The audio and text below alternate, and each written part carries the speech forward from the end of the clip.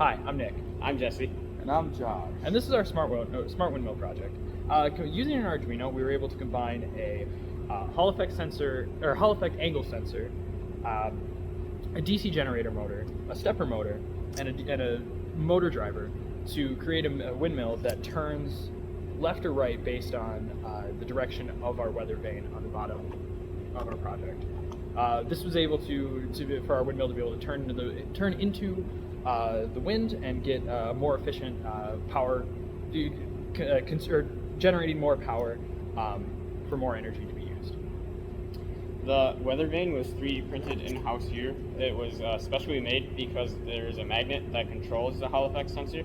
So the magnet corresponds with the sensor to turn the angles. And all of that runs into the Arduino here housed in the box. And then the information from there goes up to the stepper motor, which is also mounted with a 3D printed material to keep the stepper motor sturdy and also hold the very top of the windmill so it doesn't fall off. So the code itself in the Arduino, it loops infinitely and pulls an angle from the Hall effect sensor and the weather vane.